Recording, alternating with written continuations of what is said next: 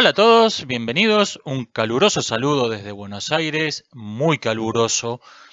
En estos días en YouTube el tema de conversación, no solo en los sitios referidos al cine, es el próximo estreno de Capitana Marvel de Marvel Studios, que ha pasado a ser una de tantas divisiones del imperio Disney Fox. Eh, Noto una diferencia en cómo se encara el tema. Mientras que los sitios de no cine, llamémoslo, se enfocan en el modo de promoción de esta película extremadamente racista y como estrategia para llamar la atención, los sitios de cine, en cambio, se enfocan más en el predecible fracaso catastrófico que parece que va a ser esta película, esta bomba en la oficina de la recaudación.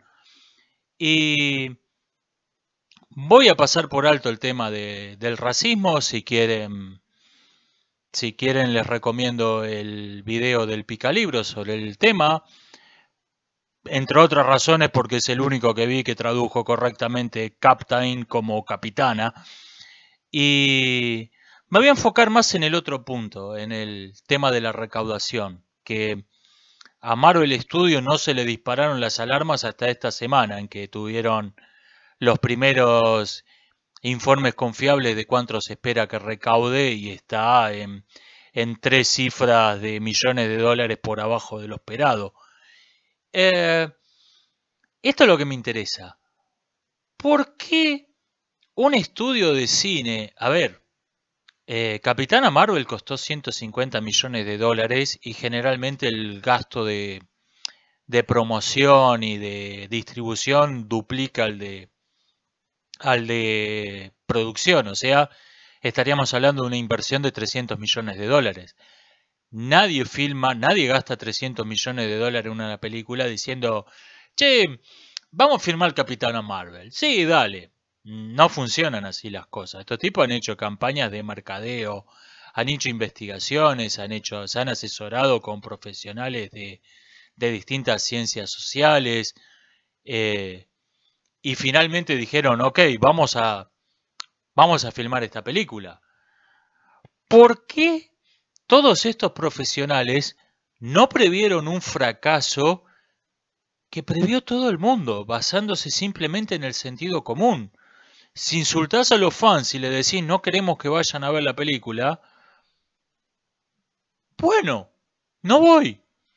Es tan simple como eso. ¿Por qué eh, nadie previó esto? Y esto no es un caso aislado. Hollywood ha tenido, ya podemos dar por terminada la década, la peor década de su historia. Desde los 30 en que se posicionó como la meca del cine, desplazando a Alemania, cuyo cine, que había sido el mejor del mundo en la década del 20, fue destruido por la misma combinación de incompetencia y censura política que hoy está destruyendo a Hollywood. Y cada década habían tenido un balance de costo-recaudación incomparablemente superior a la década del 2010, donde están casi a la par. Y realmente lo único que lo salvó de dar pérdida son las películas de superhéroes. Es decir, dos franquicias, Marvel y DC. Y en este momento estamos asistiendo al suicidio de Marvel. Eh, ¿Por qué ocurre esto? Bien, veamos esto. Eh, Hollywood siempre separó entre el mercado interno, Estados Unidos y Canadá, y el mercado internacional, el resto del mundo. No es que no se dieran cuenta que en ese mercado internacional había culturas muy distintas con gente muy diversa. Lo que pasa es que decían, cuando no apuntamos al mercado local, ok, apuntemos al universal o lo común a todo el mundo. O sea, no hacían una película específica para llegarle al público japonés. Esto no funcionaba así. Eh, por ejemplo, tenemos una película como Volver al Futuro, donde hay una escena que se cortó, donde Marty McFly estaba preocupado antes de Volver al Futuro por los cambios que iba a encontrar debido a su acción en el pasado. Y le dice al Dr. Brown, ¿qué pasa si cuando vuelvo soy gay? What if I'm gay? y el doctor Brown del 50 le dice, me parece perfecto, ¿por qué no ibas a estar alegre? Why you don't gonna be happy? Esa escena se cortó porque ese chiste basado en el cambio de sentido y el consecuente malentendido de la palabra gay entre 1955 y 1985 se iba a perder en los doblajes, se iba a perder en las traducciones. Y esa película le estaba apuntando al mercado internacional, no solo al mercado local. Entonces ese chiste se cortó por ser muy local, por ser exclusivamente para el público norteamericano y canadiense. Y eso es lo que no funcionaba. Este cine internacional perdió enormes mercados, el indio y el chino, donde el cine de Hollywood era muy extraño culturalmente, nunca terminó de gustar. Y este asunto después vamos a volver sobre este tema. El peor fracaso de esta década no lo parece superficialmente. Para empezar, hasta 2010 las bombas en la oficina de recaudación eran películas legendarias. Todo aficionado al cine conocía esa lista infame como ocurre con las listas de las peores películas de la historia. Cleopatra, La decadencia del Imperio Romano, Waterworld, eran películas legendarias las que le habían hecho perder millones de dólares al estudio. Y algunas incluso tuvieron buena crítica, como La decadencia del Imperio Romano, pero en la recaudación fue un desastre, le hizo perder 10 millones de dólares de entonces al estudio que la produjo. De 2010 a esta parte, en cambio, se volvieron rutina. Nos hemos acostumbrado a que una película que le haga perder 50, 100 millones de dólares al estudio es rutina. Y hay que ver lo que ocurre con una que probablemente sea el peor fracaso de la historia del cine, el peor fracaso comercial, digo, pero no lo parece superficialmente. Los últimos Jedi. Los últimos Jedi costó 200 millones de dólares, se gastó más que otro tanto en distribución y publicidad, digamos 300 millones en números redondos, lo que nos da un costo total de 500 millones de dólares. Bien, esa película recaudó más de 1.000 millones de dólares, lo cual nos da una ganancia de 500 millones de dólares como estimación más baja. Esto no suena un fracaso. Aparentemente, Disney logró en parte esa recaudación exigiendo a los cines que tuvieran esa película en cartelera 3 semanas, para evitar lo que había pasado con Escuadrón Suicida, que todos los cines la levantaron en la primera semana al tener críticas demoledoras esa película.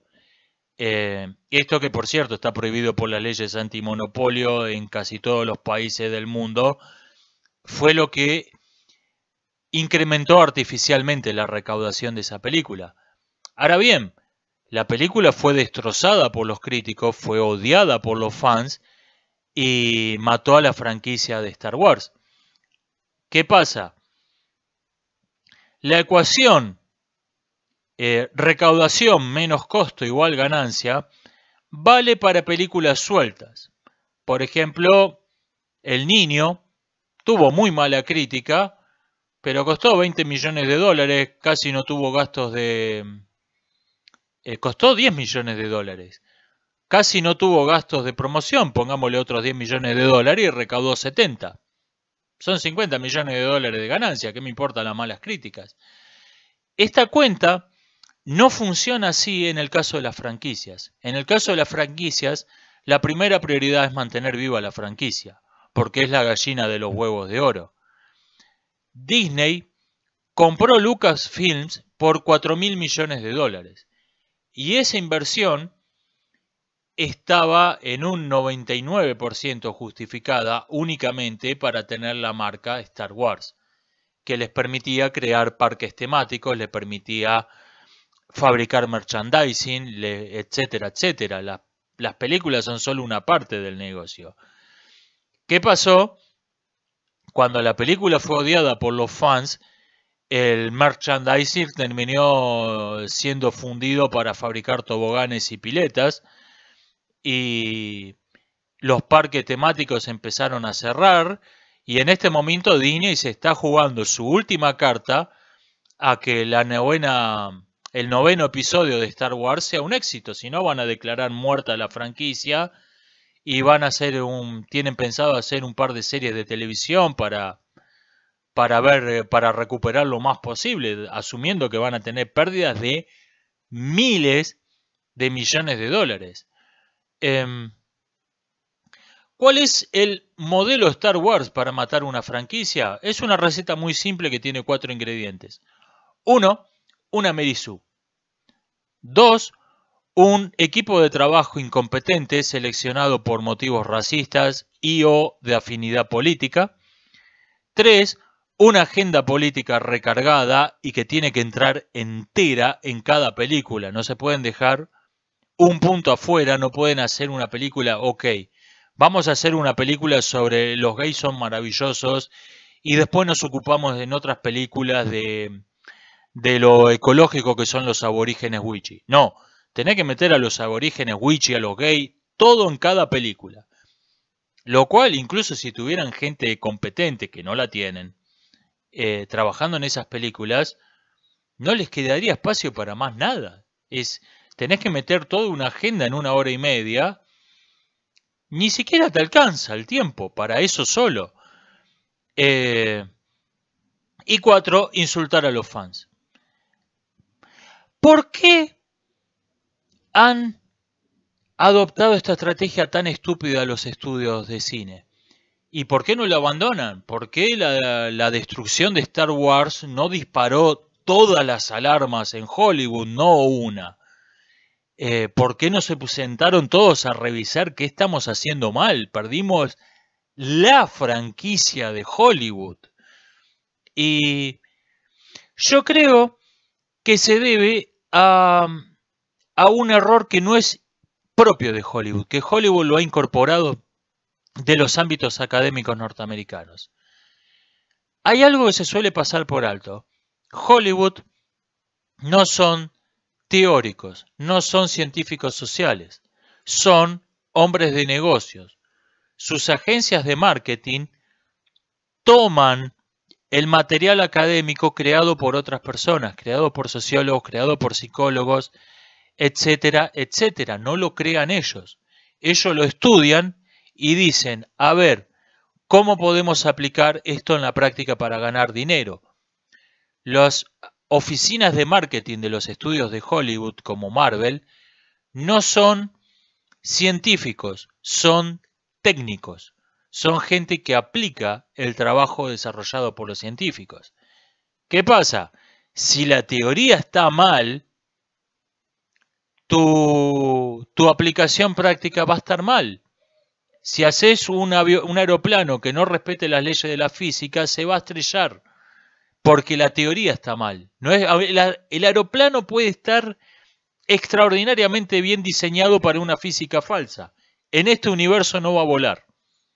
Y eso es lo que le está ocurriendo a Hollywood. Hollywood compró un mito que está dando vuelta hace décadas en los foros académicos de las ciencias sociales. El mito de la gran revolución, el mito del cambio cultural de Occidente. Hay todo un racimo de revoluciones imaginarias que nunca existieron.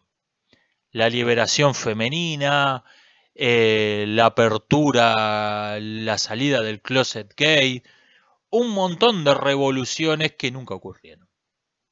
Más que en la imaginación de escritores de tesis de sociología.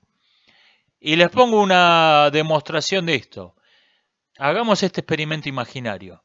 Supongamos que alguien filma una remake de El Ciudadano Kane, ambientada en 2019, en color, sin cambiar una línea de diálogo.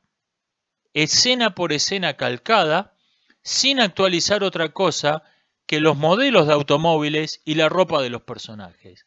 Y esa película se la hacemos ver a un montón de gente que ha estado viviendo adentro de un termo y no sabe que existe una película llamada El Ciudadano Kane, no sabe que es una remake, y le hacemos ver esa película diciendo, miren esta película, estreno 2019, yo creo que nadie notaría nada raro.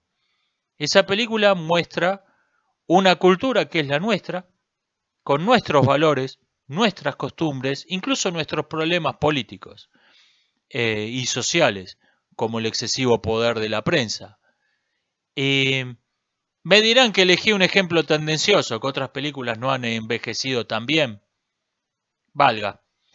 Pero si realmente hubiese habido entre 1950 y 2019 un cambio cultural abrumador en Occidente con nuevos valores, nuevas costumbres, una nueva sociedad, esa película nos resultaría tan extraña como si hubiese sido escrita por un vikingo. Y no es el caso. Nos resulta totalmente familiar los temas que trata, la forma en que los trata, la forma de vivir, las costumbres. Todo nos resulta familiar. Quizás el lenguaje esté un poco anticuado, algunas palabras han desaparecido y han sido reemplazadas por sinónimos. Por ejemplo, hoy nadie diría why no, sino drunk. Si las traducimos al castellano, las dos quieren decir borracho. O sea, no hay realmente cambio cultural en Occidente. Ahora bien, las agencias de marketing de Marvel Studios y compañía toman este mito del gran cambio cultural y dicen los técnicos, ¿cómo llegamos a las nuevas generaciones? ¿Cómo llegamos a este nuevo público? E incluso teniendo que sacrificar a los viejos fans. Y todas sus campañas de publicidad, y la película hoy en día es una parte de la campaña de publicidad, se basan en esa sociología incorrecta. Y ocurre algo curioso, que el feedback, la devolución en Internet, coincide superficialmente con su teoría errónea y por eso no se dan cuenta de que es un error. Esta teoría dice, hay una nueva generación, la que nació después de la enorme revolución cultural de Occidente, que tiene estas ideas. Y están los viejos fans que tienen ideas anticuadas y bueno, lo que queremos es seguir recaudando, así que vamos a apuntarle a los nuevos fans y si perdemos a los viejos fans, lo perdemos. De todos modos, lo único que quedan es algunos niñatos grandotes que van a ver películas de superhéroes, pero lo importante es captar a la nueva generación. ¿Qué ocurre? Que en Internet hay gente que aborrece la película y la destroza, lo cual es minoritario. Pero al mismo tiempo se genera un enorme tráfico, una enorme repercusión de gente que la aplaude. Bien, hay una heroína, witchy, mujer, lesbiana, que tiene una pierna ortopédica, muy bien, y aplauden. Esos nuevos valores que contra los antiguos superhéroes machistas, retrógrados. Superficialmente coincide con la teoría eso. ¿Qué ocurre? Entonces, ¿qué pasa? Estos tipos dicen, bien, hemos logrado nuestro objetivo de llegar a los nuevos fans, a la nueva generación, y tenemos a estos fans viejos que aborrecen la película. ¿Qué ocurre realmente? Que ese fandom tóxico que creen que son, según las declaraciones de Marvel Studios, hombres blancos de más de 40 años que no soportan ver una mujer en un papel protagónico, son todos los fans. Jóvenes, viejos, hombres, mujeres, blancos, negros, a lunares amarillos. Todo el mundo aborrece su maldita película.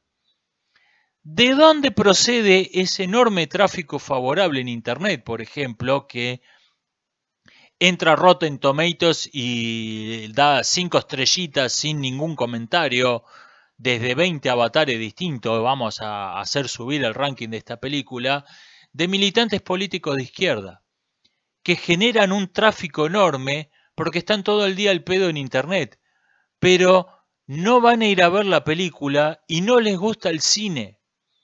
No son fan de esa franquicia, no son fan de Marvel, no son fan de Star Wars.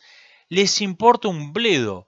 Les llamó la atención que pusiste una aborigen wichi lesbiana con una pierna ortopédica como superheroína y te adularon en internet de arriba abajo por eso.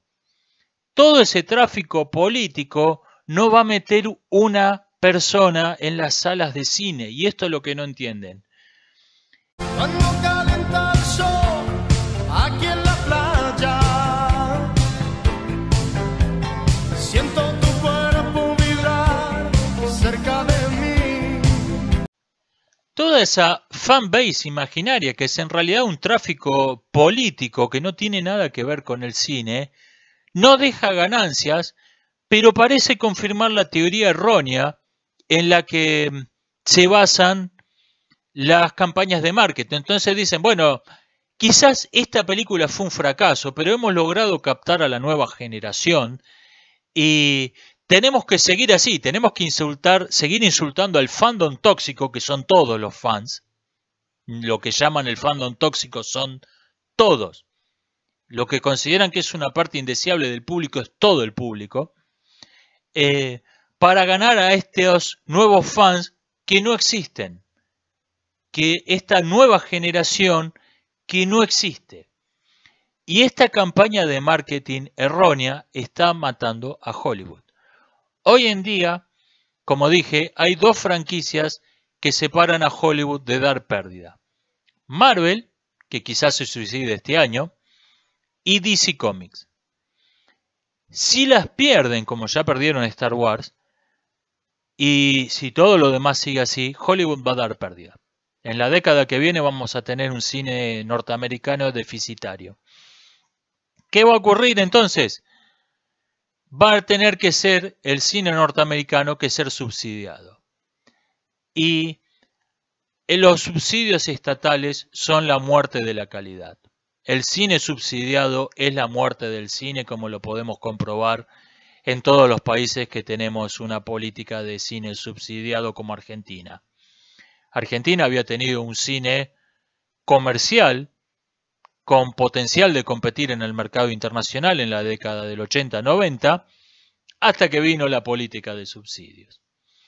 Se filmaron dos películas de propaganda bien hechas sobre sucesos históricos con un contexto, con un subtexto local y del momento, y nada más. La política de subsidio mata el cine y eso lo vamos a ver en la década que viene en el cine de Hollywood. Vamos a ver un cine norteamericano muerto donde ya no les interesa llegar al público. Les interesa seguir cobrando el subsidio y las salas van a estar llenas de humo. ¿Quién va a copar el mercado que deje vacante Hollywood? Y acá es un problema, porque tanto Mumbai como Hong Kong tienen el potencial técnico de lanzarse a copar al mercado internacional, pero no tienen el interés. Hollywood no tuvo más remedio que lanzarse a copar el mercado internacional, porque su mercado local era muy reducido. Eran unos 200 millones de personas, algo así. Tenían que lanzarse al mercado internacional porque si no, no recuperaban la plata de películas que cuestan cientos de millones de dólares, como son las películas de superhéroes. Mumbai tiene, en cambio, no solo la India, tiene los otros países de la península índica, como Pakistán o Cachemira, y además tiene todo el Turquestán, que tiene un gusto muy similar en cuanto a películas a los indios, y además odian a los norteamericanos. Entonces tienen un mercado local de 1.000 millones de personas por lo menos, tienen un mercado local muy grande y además tienen un problema. No pueden apuntar al mismo tiempo al mercado local de 1.000 millones de personas y al mercado internacional, porque ese mercado local tiene gustos muy puntuales, muy específicos. Las películas que han tenido éxito en el mercado internacional, como Mi nombre es Khan, no gustaron en la India. Entonces, no tienen interés, no es que no tengan el potencial técnico de lanzarse a copar el mercado internacional. Y algo parecido ocurre con Hong Kong. Hong Kong tiene un mercado interno, China, de 1.500 millones de personas. ¿Qué más cree? No están interesados en salir a copar el resto del mundo. Apuntan a ese mercado local gigantesco. ¿Y qué va a pasar? Yo creo que vamos a pasar a un modelo de cine politeísta, donde no haya ninguna meca. Donde un día veamos una película china, un día una película norteamericana, otro día una película mexicana, aparezcan películas del cine africano que son prácticamente desconocidas y tienen un presupuesto incomparablemente menor al cine de Hollywood, Mumbai o Hong Kong, pero en Nigeria, por ejemplo, hay una industria del cine que en cantidad de películas es muy considerable. Lo que pasa es que son películas de muy bajo presupuesto y muy escasa distribución, únicamente vistas en el mercado africano, que es un mercado muy pobre además. O sea, vamos a tener una mucho mayor diversidad. Por otra parte, yo creo que al público que está saturado del cine de Hollywood, le gusta el cine indio, le gusta el cine chino, por motivos equivocados. Está harto de la corrección política de Hollywood y se encuentra con un cine distinto y dice, wow, esto es diferente, y no se da cuenta que hay ahí otra corrección política con la que todavía no está familiarizado. No es que ese cine no tenga su propia corrección política.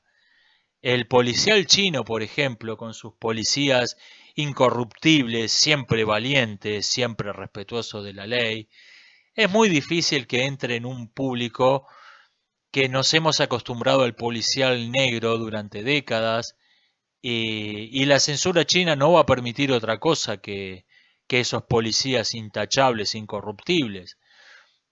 O sea, ese cine no tiene potencial no por motivos técnicos de lanzarse al mercado internacional por otras razones. El cine indio, por su parte, consiste en un 99% en variaciones de Romeo y Julieta con musulmanes e hindúes en lugar de Montescos y Capuletos. Y esto suena muy bonito, hasta que vemos 4 o 5 películas y nos damos cuenta de que Romeo siempre es musulmán y Julieta siempre es hindú, nunca al revés. Es un cine a favor de la tolerancia y la diversidad, pero en una sola dirección. Por otra parte, en ese cine se habla muy bien en contra de la intolerancia religiosa y nos muestra a estos musulmanes e hindúes enamorados, pero nunca hay la menor mención al régimen de castas, pero ni siquiera de pasada. O sea, ese cine tiene su propia agenda, tiene su propia corrección política, simplemente que todavía no estamos familiarizados con ella, pero después de ver 10 películas, el público va a estar tan saturado de esa agenda política como lo está del feminismo y la demás basura de ultraizquierda de Hollywood. Así que, ¿qué va a pasar en la próxima década? No sé. Solo hay una cosa segura. Si Hollywood no cambia de rumbo, si sigue aplicando el modelo Star Wars para destruir franquicias, vamos a ver la muerte de Hollywood en los próximos años. Nos estamos viendo hasta la próxima. Les dejo en la descripción el link del video del Picalibro y les dejo también un link de la página web de la Defensa Civil para los que sean de por acá cerca con algunos consejos razonables de qué hacer y qué no hacer con este clima. Nos estamos viendo hasta la próxima. Muchachos, tenemos un problema. DC Comics tiene a la Mujer Maravilla, que surgió de un fanfiction porno y no solo fue convertida en canon, sino que se ha vuelto tan importante como Batman o Superman. Nosotros no tenemos a ninguna superheroína relevante. Estuvimos trabajando en eso, jefe. Lo pensamos toda la noche. Tomamos una mujer, la vestimos como el Capitán América, la llamamos Capitana Marvel. ¿Qué le parece? Están despedidos.